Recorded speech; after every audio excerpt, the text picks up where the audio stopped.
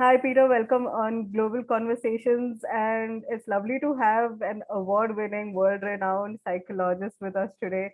And of course, we'll be talking about your life and your book, If I Were You, a psychologist on a couch. Like, obviously, what made you to write that book? But before we talk about your book, I would like to know how did you get into psychology? Were you, I believe I read you wanted to be an actor, but then you turned into psychology, because even I've done psychology. I'm like a degree, I have a degree in psychology, but here I am as a filmmaker. So I think we kind of switch careers midway. So how did that Yes. with you? Well, I was very good at drama at school, and I think I realized when I reflected on my life that being good at drama was a very good coping mechanism for me. But I was very good at it, and my fantasy was to go to the Royal Academy of Dramatic Art in London and be a Shakespearean actor.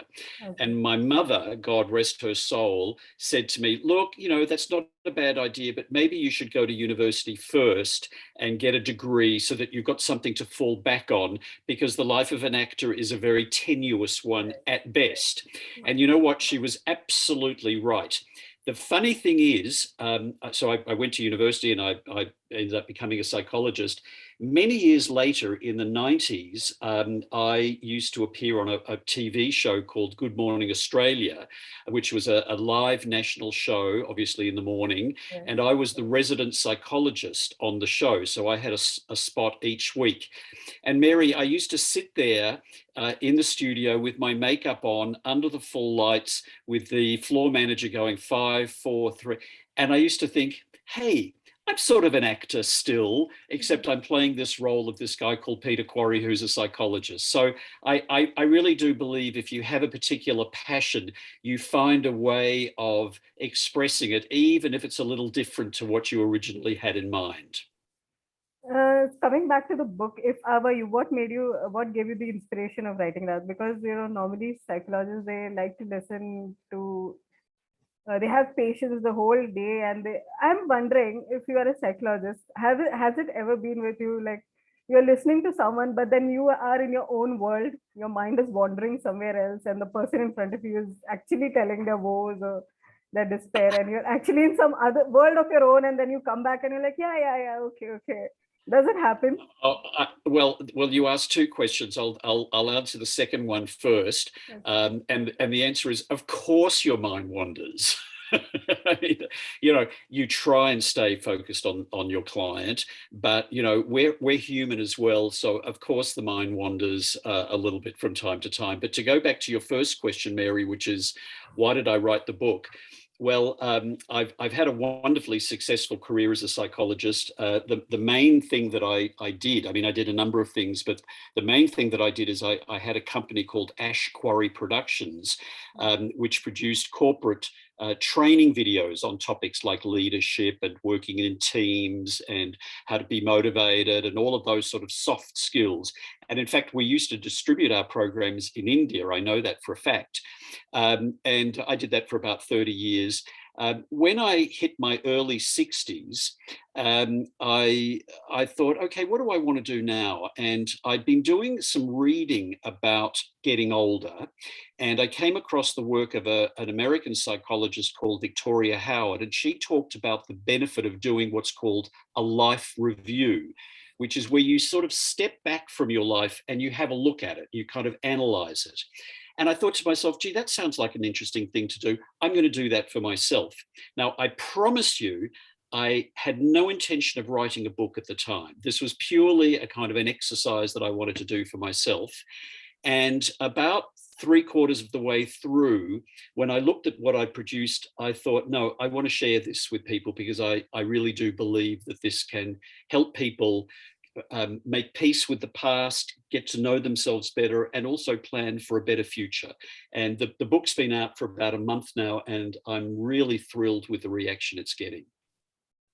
Why is life review so important for people? Like, why would you recommend it? Like, how did it help you in reviewing your life, especially coming in terms with your sexual identity, coming out, your childhood, coming in peace with your childhood? Maybe I've read that you have written dedicated a chapter towards your dad passing away. So how did that affect? How does all that affect in anyone's life? Yeah, yeah. Well, when you do a life review, what you do is you write out the story of your life, and we know from research that when you write about your past, particularly when you write about difficult things that have happened, maybe traumas. In my case, for example, my father dying when I was very young. Discovering that I was gay. I can assure you it was not cool to be gay. We know from research that writing out the story of your life can actually achieve benefits. You can actually lessen symptoms like anxiety or depression or what have you. But the other side of the coin of doing a life review is not just writing about what happened. The other thing is to analyze it, to unpack it, to try and make sense of it.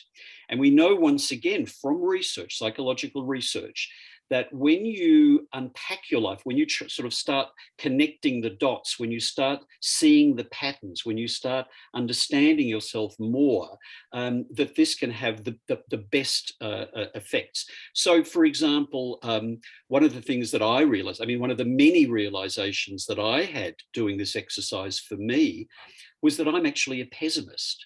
And I'd always thought that I was an optimist. And it amazed me when I looked at the pattern and I thought, no, I'm actually a pessimist.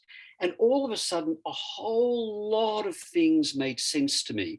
And I connected a whole bunch of dots. For example, in the share market, I invest money in the share market, and I'm always terribly, terribly, terribly cautious. And I realize now that that is an expression of my pessimism, because I'm always expecting there to be a crash. And guess what? There hasn't been one yet.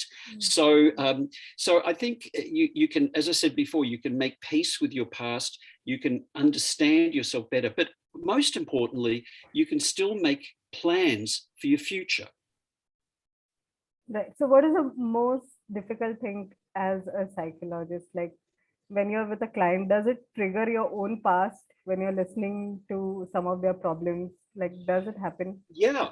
Well, of course. And I trained as a psychologist back in the 1970s. And one of the things that we were very, very keen on then and in the training was to develop self-awareness. Because you as a psychologist need to realize what you bring to the table, what are your hot buttons, what are your issues, and because it might get in the way of the work that you're doing with a client. And so you have to know yourself. Now, it was Socrates, of course, who famously said, the unexamined life is not worth living. And I agree with him. And so examining your life by doing a life review, you can kind of get to know yourself better. And there's a lot of research. I quote research all the time, Mary, but I think it's important to be evidence-based. There is a lot of research that people who have a high level of self-awareness, who know themselves, who understand themselves, who know what their hot buttons are, they tend to be better students, they tend to be better parents, they are more effective as bosses, they lead more profitable companies, et cetera, et cetera, et cetera, et cetera. So Socrates was right. Spending some time looking at yourself, doing a life review actually leads to all sorts of incredible benefits in your life. I think it's a good thing to do. Right. So I would like to ask here, like, what advice or tip would you give to a psychologist or maybe therapists, counselors, to not get emotionally involved with the clients? Because sometimes it does happen. You kind of have sympathy and you kind of try to look through their shoes, or maybe look at your life through their view. So how not to get involved there? Well, I'm going to answer your question, but not exactly your question, because anyone who's a psychologist should know how to do this already. Right. What I'm going to do instead is pretend that you asked me a slightly different question, which is, what should a non-psychologist do? Like a friend, a family member, someone, because I think they haven't had that training and don't know how to do this. And I think it's very, it can be dangerous both for you and for the other person if you get too involved. And this is all about managing boundaries. It's all about knowing when to stop. I guess the classic example, and we all have been there, is we have a needy friend. who, right, a needy friend who's got all these problems and they want to phone up and they want to talk about it. And every time you meet them for a coffee, they're talking about it. And so you're trying to be a good friend and you're trying to be supportive and you're trying to be. At what point do you actually end up getting manipulated and exploited? And so there comes a time, say in a friendship, where you've actually got to say, look, you know what, I'm totally in sympathy with your issues, but I really don't want to spend the whole time talking about it. I'd like to talk about some other things. I'd like to tell you a little bit about what's happening in my life, for example. So I think the challenge is more for friends and family members dealing with people with problems rather than psychologists. Psychologists should know how to do it by now. So, as a writer, what advice would you give to people who are there to write books? Maybe some a different insight as a psychologist in writing a book or coming out or publishing. Yeah, well, look, this is my first book, so I don't know that I'm full of advice. If I'd written 20 books, probably a different story. Mary, one of the things, as I mentioned before, I very deliberately decided to not publish this as a book when I started. And I think that was a very good thing because it took the pressure off me to have to do, to think about the audience and are they going to like it? And is the book going to sell and all these sort of things. I just did it as an exercise for me. So I think that would be one tip that I would give, just write for yourself. In fact, I think someone once said that the first draft of a book you write for yourself and the second draft you do for other people. I think I've got that right. One thing that I did with my book, now this is peculiar to my book, is that I broke it up into a number of letters. It's actually in a series of letters that I write to myself. So Pete, kind of the wild, young, crazy person, writes to PQ, who's the psychologist, and says, can you help me doing a life review? And then PQ answers, well, why do you want to do it? And so on. Now, breaking it down into those letters was a really good way, because when you think about writer's block, writer's block is a form of procrastination. Oh, it's too hard, I don't want to do this. Now, we know that one of the best ways of overcoming procrastination is to slice a big, horrible, overwhelming task, to slice it into a number of little pieces and then do one piece at a time. So for me, by writing letters backwards and forwards, these were my slices. And this meant that at any one time I'd say, I'm just going to write one letter. And then if I don't want to go anymore, I don't need to do any more. So that's a good procrastination tool. In terms of getting it published, look, it's really hard. And I don't want to pretend, it's really hard. I decided not to go down the self-publishing route. I wanted to get a publisher. So what I did is I got myself a literary agent, and I had to pay him, and he went around and pitched it to all the publishers, and finally we got one, and I published it with Hardy Grant here in Australia. That's, of course, involves expense, which not everyone can do. But, self-publishing, you have to be very lucky to get anywhere with self-publishing. I mean, I don't want to be negative, but that's the simple reality. Right. That is very true. Like writing a book is easy, but promoting it and publishing it is very hard. Look, I learned a lesson when I had my video production business, and that is however much time, energy, and money you spend producing a product, whatever it is, whether it's a book, a video, or a whatever, you have to spend the same amount of time, energy, and money in marketing it, because you've got to let the customers know that it's there. If they don't know that it's there, they're not going to buy it.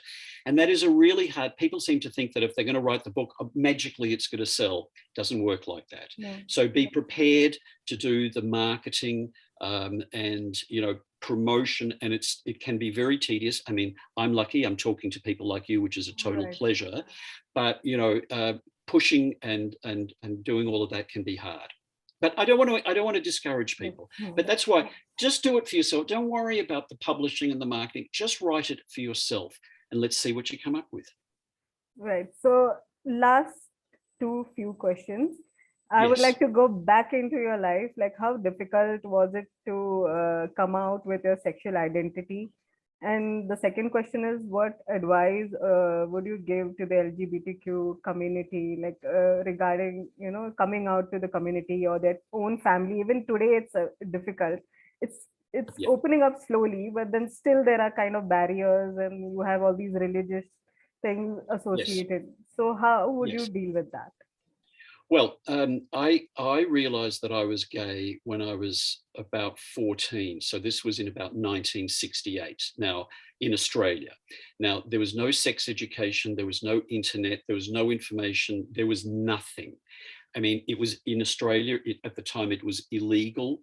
It was a psychiatric disorder. Never. I looked up the encyclopedia, and as a 14, I mean, 14, it's hard being 14 anyway, let alone discovering that you're criminal and you are a psychiatric patient, let alone sin and immoral and all of that. I came out very slowly and very selectively. I mean, I sort of intuitively knew that this was not a good idea to spread this around, to keep it quiet. I never ended up telling my mother, for example. I mean, my father died when I was 3, so clearly that was too early. I never told her because she would have had trouble with that. She came from a different era. Professionally, I never came out. I never said that I was gay professionally. I mean, when I was on television, for example, people would write in, I've got a gay son, blah, blah. I never mentioned anything because I felt that it would compromise. Now, I got a lot of criticism from other people in the LGBTI, blah, blah, blah community about that because I should have come out. I should have come out. My advice is you come out at the rate that you are comfortable with and don't let anyone push you around or tell you that you should do it faster. Now, I don't know the situation in India, but I can imagine it's not easy. So my advice is you come out at the rate that you are. Now, my advice to the broader LGBTI, blah, blah, blah, I forget all the letters, and each week there's a new letter. I can't keep up with them, is be a little bit more understanding to members of the community and don't enforce this kind of rule that you have to do it this way. We're on about liberation and support and freedom. So allow people to choose their own journey and don't, I mean, once heard this expression, the oppressed are the worst oppressors. And I think it's very true. So do it at your own rate and don't push or pressure people to do it, any way that they're not comfortable with. And that was very good advice, Peter. So finally, before wrapping the show up, I would like to say where can we find your book if I were you, and what are the other links that people can search for? Well, it's only available in printed copy here in Australia so far. I mean, it's just been released. You can buy it online, and I think that probably the only, I think probably the easiest for people in India or other countries outside of Australia would be through Amazon. So if you just go to Amazon in the book section, If I Were You, A Psychologist Puts Himself on the Couch by Peter Quarry, you should be able to find it and order it. And I do hope that you enjoy it. Okay, thank you so much, Peter, for being on Global Conversation with me today, and have a wonderful week and all the best for your future. Thank you. It's been a great pleasure speaking with you, and all the best to you too. Thank you.